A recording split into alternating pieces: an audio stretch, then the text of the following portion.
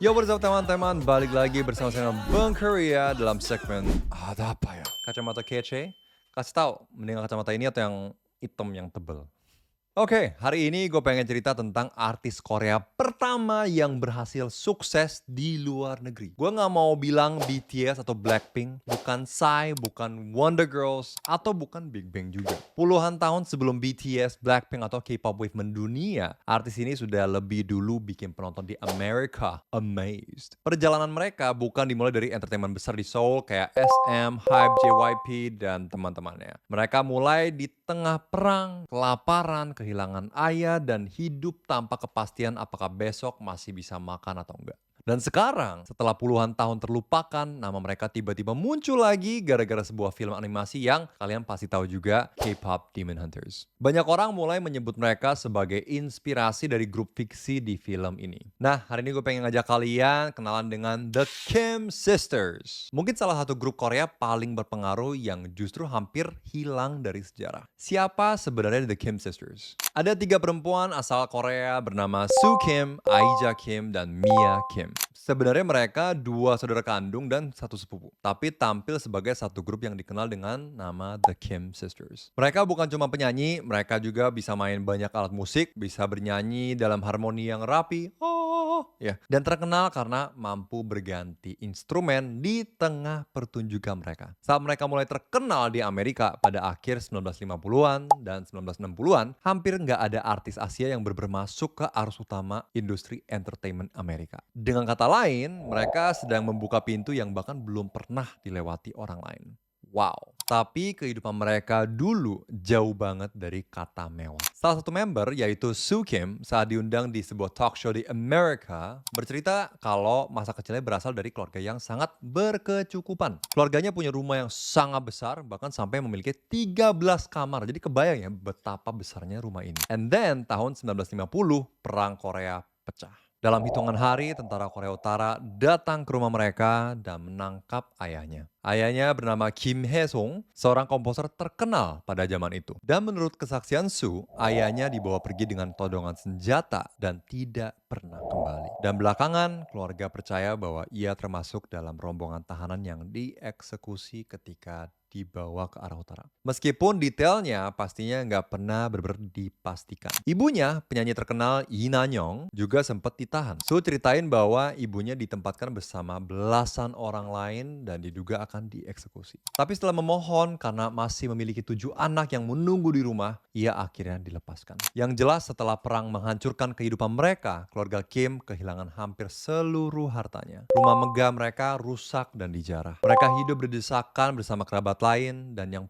paling berat, mereka seringkali gak punya makanan. Nah, di titik ini muncul keputusan yang mengubah sejarah keluarga mereka. Ibu mereka pikir, kalau kita nggak ada kerjaan, kalau gitu anak-anak gue harus jadi penyanyi. Karena hanya itu yang diketahui sama mamanya ya. Target penontonnya bukan masyarakat Korea, tapi tentara Amerika yang sedang ditempatkan di Korea Selatan. Masalahnya, anak-anak ini pada nggak bisa bahasa Inggris sama sekali. Jadi sang ibu ini beli rekaman lagu Amerika dari pasar gelap dan ajarin liriknya secara fonetik. Dan mereka hafal bunyinya tanpa benar-benar ngerti artinya. So, anak-anak kecil ini nyanyiin lagu bahasa asing hanya dari cara pengucapannya doang. Dan ketika tampil pertama kali di sebuah klub militer di Busan, reaksi para tentara ternyata luar biasa. Mereka minta encore berkali-kali. Sebagai bayaran, para tentara ini memberikan mereka minuman alkohol yang kemudian mereka tukar di black market dengan beras dan kebutuhan keseharian mereka. So basically, thanks to music, mereka jadi bisa bertahan hidup. And then beberapa tahun kemudian, kesempatan besar datang kepada mereka. Seorang produser di Las Vegas sedang mencari performer dari Asia untuk sebuah show-nya dia. Dan The Kim Sisters mendapat tawaran tersebut, tapi ada masalah besar. Mereka masih nggak lancar bahasa Inggris, dan mereka belum pernah tinggal di Amerika juga.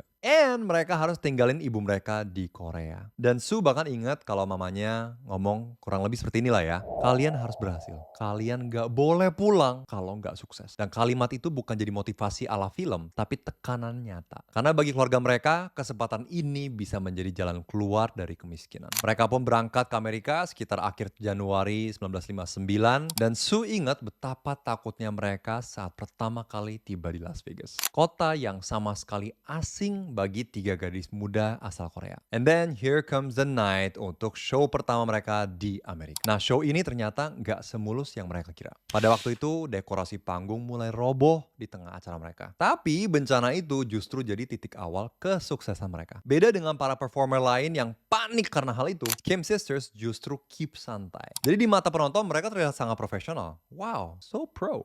Gitu ya. Sikap profesional itu membuat banyak orang sangat amazed. Gak lama kemudian nama mereka semakin dikenal dan mereka mulai tampil rutin di berbagai panggung Las Vegas. Rutinitasnya sangat amat berat, mereka bisa tampil 6 kali dalam semalam dengan jeda yang sangat singkat. And then Sue pernah cerita juga kalau kaki mereka sering terluka sampai berdarah karena terus berdiri dan menari. Kerja mereka makan, tidur, lalu kembali kerja. Makan, tidur, kerja. Kadang bahkan nyaris nggak tidur selama sehari penuh. Dan walaupun begitu, dia bilang mereka willing lewatin itu semua karena mereka begitu mencintai panggung. Di tengah kesibukan itu, ternyata ada satu hal yang hampir membuat mereka menyerah. Makanan. Mereka sangat rindu dengan kimchi. Sue bahkan bercanda bahwa mereka merasa nggak punya tenaga tanpa makanan Korea. But it's so true, Thames. Kalau lu datang dari suatu negara dan lu nggak sempet makan makanan khas negara lu, aduh, itu rasanya kayak sengsara banget. Gue inget banget, Thames, tahun 2006 atau 2007 ya. Itu pertama kalinya gue sendirian ke Amerika. Sebelumnya didampingi orang tua untuk acara-acara mereka ya. Nah, kalau yang ini bener-bener buat pertemanan gue. Gue di Amerika di Texas selama 1 bulan tanpa ada makanan Korea.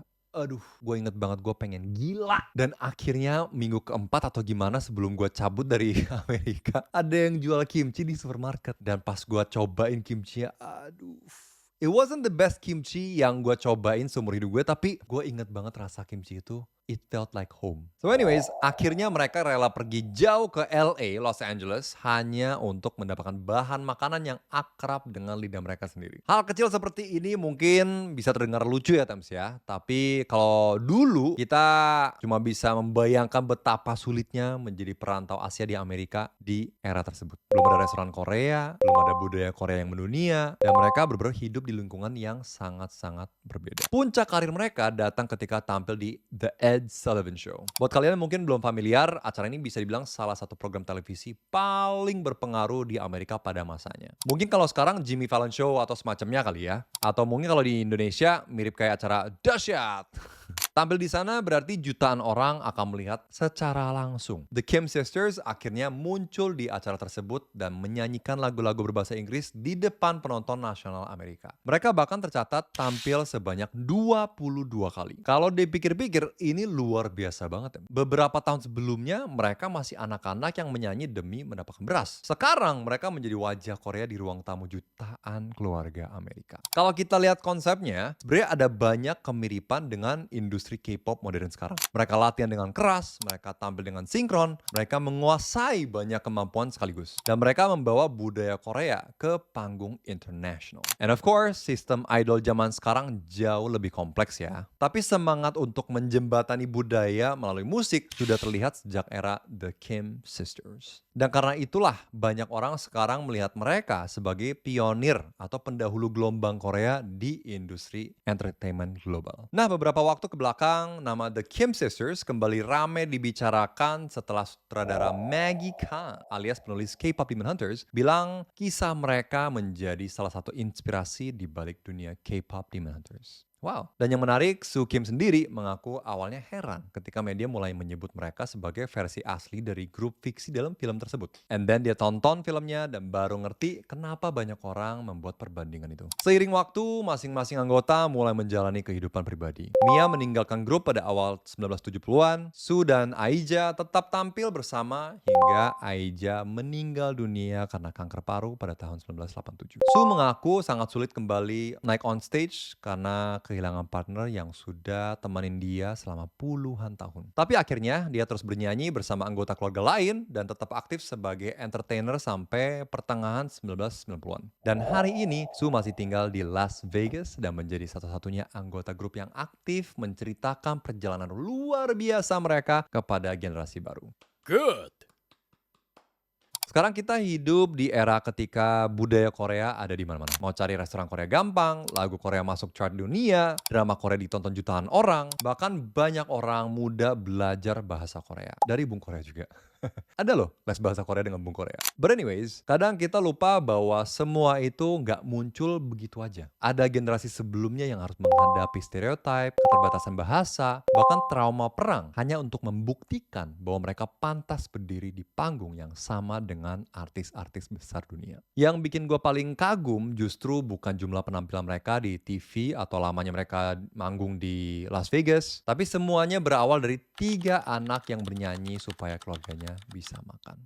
Wow. Menurut gue itu mengubah cara kita melihat kesuksesan orang. Di balik gemerlap lampu panggung, seringkali ada cerita bertahan hidup yang jauh lebih besar. Jadi kalau selama ini kita pikir sejarah K-pop di Amerika baru dimulai beberapa tahun terakhir, mungkin kita perlu tahu The Kim Sisters. Ada 3 perempuan Korea yang buka jalan ketika hampir tidak ada yang percaya mereka bisa berhasil. Dan meskipun nama mereka sempat terlupakan selama puluhan tahun, sekarang dunia mulai mengingat lagi kontribusi mereka. Gue penasaran sama pendapat lu, apakah The Kim Sisters memang layak disebut sebagai salah satu fondasi awal penyebaran musik Korea ke panggung internasional? Let me know in the comment down below. Gue pengen baca perspektif kalian semua.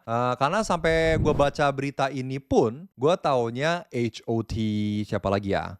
Sotaeji wa Idol ya. Sotaeji wa Idol, terus ada Pinkle juga. Tapi ternyata ada grup sebelum mereka. Jauh sebelum mereka. Di tahun 1950-an sampai 1960-an. Terima kasih sudah nonton sampai sini. Sampai jumpa lagi dalam video berikutnya di segmen Ada Apa Ya?